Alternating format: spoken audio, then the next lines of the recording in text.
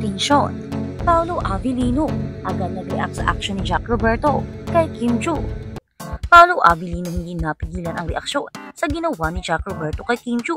Usap-usapan ngayon ang biglaang reaksyon ni Paolo Avellino matapos kumalat ang isang eksena kung saan kitang-kita ang pagiging malapit ni Jack Roberto kay Kim Chiu. Tila hindi nakaligtas ito kay Paolo Avellino. Ang aksyong ito na agad namang nagdala ng atensyon sa kanilang fans. Kamakailan lamang habang nasa event ang mga artista, napansin ng netizens ang tila pagiging sobrang friendly at pagiging maalaga ni Jack Roberto kay Kim Chiu. Dahil dito mabilis kumalat sa social media ang nasabing eksena at agad napansin ito ni Paolo Avellino. Ayon sa ilang sources, hindi raw naiwasan ni Paolo ang agarang pagpapayag na kanyang nararamdaman tungkol sa insidente. Okay lang naman maging friendly, pero sana may boundaries din. Ani Paolo na agad umani ng samot-saring reaksyon mula sa netizens. Jack Roberto ang kakaibang sayaw ng lintik. Nagkaroon ng iba't ibang reaksyon ng mga fans sa social media matapos mag-react. Pahayag mula sa mga kapwa-artista, maging ang kanilang mga kasamahan sa industriya ay may iba't ibang pananaw sa sitwasyon at sa mga sinabi ni Paolo Avellino. Bagamat maraming nagsasabing normal lang ang pagiging friendly ni Jack kay Kim, marami rin ang naniniwala na may karapatan si Paolo na mag-react bilang isang malapit na kaibigan o higit pa. Maraming fans ang nag-aabang ngayon kung paano lilinawin ni na Paolo, Kim at Jack ang isyong ito. May posibilidad kaya makaapekto ito sa relasyon ni na Paolo at Kim. Mensahe ng Kim Pao para sa kanilang mga fans. Samantala patuloy namang nagpapasalamat si na Paolo at Kim sa patuloy na suporta ng mga fans. Maraming salamat sa inyo. At marami rin ang nagtataka kung bakit naging ganito ang reaksyon ni Paolo Avellino sa paglalapit ni Jack Roberto kay Kim Chiu. Tila ba may pinaghuhugutan siyang karapatan at lakas? Ay naku naman, parang may iba na to. Parang totoo na nga magkarelasyon ang dalawa dahil hindi naman ganito magre-react si Paolo Avellino na parang inagawan ng laruan o parang kinunan ng karapatan ang isang tao. Parang ayaw niyang may lumalapit kay Kim Chiu. So panigurado, may something na ito. Hindi lang nila nire-reveal sa ngayon dahil gusto mo na nilang itago. Excited na kami mga funny kung ano man ang totoong sa likod ng isyong ito. At sa kabilang banda, Kim Chiu at Paolo Avellino mas lalong naging sweet. Matatamis na haplusan o usap-usapa. Kim Chiu at Paolo Avellino trending dahil sa kanilang sweet moments. Kamakailan lamang ay naging sinto ng atensyon sina Kim Chiu at Paolo Avellino matapos kumalat ang kanilang mga larawan at video kung saan makikitang mas lalo pang naging sweet ang dalawa. Ang matatamis na eksena na kanilang ibinabahagi sa social media ay nagbigay ng matinding kilig sa fans at netizens.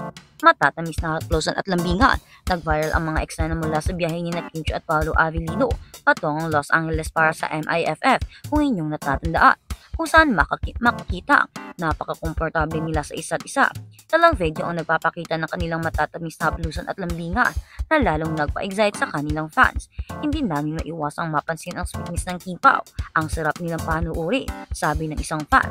Usap-usapan ng mga netizens na mabilis naging trending topic ang Kim Pao tandem dahil sa nakakilig nilang mga moments.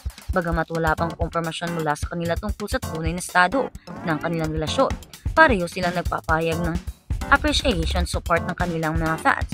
Hindi namin kayo bikuin. Abangan niyo ang marami pang sweet moments mula sa amin, sabi pa ni Paolo Avellino. Makikita mo naman talaga na may something na dahil hindi naman ganito ang dapat magiging reaksyon nilang dalawa. Walang haplusan, walang lambingan, kung pawang magkaibigan lang. Pero bakit parang may something? Naku naman, ano kaya ang totoo? Ano kaya ang nangyayari sa dalawang ito? Bakit tila parang hindi na nila mapigilan ang isa't isa? Bakit tila parang hindi na nila mapigilan ipakita sa buong mundo at sa kanilang mga fans at netizens ang totoong estado ng kanilang relasyon, ang totoong kanilang nararamdaman para sa isa't isa? Umaapo ang kilig, karisma at pagmamahal sa kanilang dalawa. Hindi man nila aminin o sabihin, pero sa kanilang galawan, makikita mo kung gaano nila pinalagahan ang isa't isa. Makikita mo ang pagmamahal na meron sila. Kaya naman, hindi natin maikakaila kahit walang aminan ng mangyayari o nangyayari. Posibleng may relasyon na nga ang dalawa dahil walang haplusan at matatamis ng mga ganyang galawan kung hindi sila mag-on. Dahil dapat kahit na magkaibigan, kahit gaano pa man kayo close, ay dapat may boundaries lang. Parang hindi naman kayo taga-ibang bansa para maging mas liberated. Kaya naman, bakit kaya naging ganito ang reaksyon nilang dalawa? Bakit ganito? Ano kaya ang nangyayari sa dalawa? Baka naman. At sa kabilang balita, Kim Pao obvious relasyon sa LA. Dalawa sa mga sikat na celebrities na nasa Los Angeles, California ngayon ang Team Paul Love Team ni na Kim Chiu at Paolo Avellino. Parte nga sila ng Manila International Film Festival 2025 dahil sa pelikula nilang My Love Will Make You Disappear na ipapalabas worldwide starting March 26. Bali, ka-join ng Kim Pao sa konsyerto para sa Filipino at the Lyrics Theater at Cerreto Center for the Performing Arts, Los Angeles, California ngayong March 8 or kahapon. Chika ng mga kaibigan namin, nakasama nila or sila. Obvious na enjoy raw si na Kim Chiu at Paolo Avellino sa mga event na pinupuntahan nila. Game na game raw si Paolo at talatang inspirado dahil kay Kim. Sa Thanksgiving dinner nga raw sa Manila Film Festival ay sobrang sweet ng araw ng dalawa. Parang hindi na talagang mapigilan nila ang isa't isa. Kaya naman marami ang kinilig sa kanilang mga sweet moments at sweat gestures. Kaya naman, ano ba yan? Bakit parang hindi pa umaamin? Kung totoong obvious naman, inaantay na lang namin ang matatamis ninyong oo. Pero kahit na, hindi nyo pa aminin, alam na namin. Kitang-kita na namin, damang-dama na namin ang pag-ibig na umaapaw sa inyong dalawa, Kim Chiu at Paolo Avellino. Pero mas maganda siguro kung aamin na kayo para hindi na ito haka-haka or issue, para maging legit na ito dahil nanggaling mismo sa mga bibig ninyo, nanggaling mismo sa mga puso ninyo ang pag-amin tungkol sa relasyon ninyong dalawa kung meron man. Kaya naman, ano kaya ang haka-haka or issue tungkol kay Jack Roberto at Kim Chiu? Bakit nga ba nilalapitan ni Jack Roberto si Kim Chiu? Ano kaya ang kanyang dahilan? Ano kaya ang kanyang kailangan? Hindi naman natin maikakaila. Nakakilala ni Kim Chiu si Barbie Fortaza, ang ex ni Jack Roberto. Ito ba ay para humingi ng tulong or kung ano-ano? Or baka may posible pang dahilan? Pero napaka-imposible naman. Kaibigan lang naman ni Kim Chiu si Barbie Fortaza at minsan lang itong magkasama. Hindi naman sila sobrang close. Kaya naman Jack Roberto, ano nga ba ang iyong kailangan kay Kim Chiu?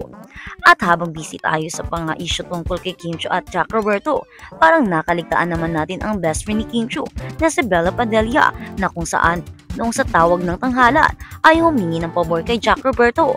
Jack Roberto, ani ni Bella Padilla, maaari ko bang makita ang iyong mga mala-abs na pandesal?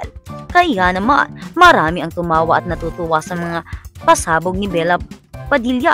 Gayon din at nandoon pa naman si Kim Chiu. Tuwang-tuwa silang lahat sa kalokohan nito.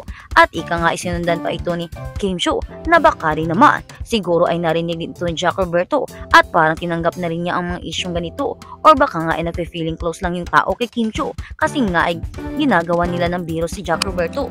Baka akala ni Jack ay sobrang close na nila ni Kim kaya naman sinusundan na niya ito na hindi naman matanggap ni Paolo Avellino dahil kahit na magkaibigan daw sila ay humihingi pa naman daw siya ng permiso kung pwede ba niyang sundan si Kim Chiu or pwede ba niya itong samahan sa loob ng kanyang studio or kanyang pahingahan.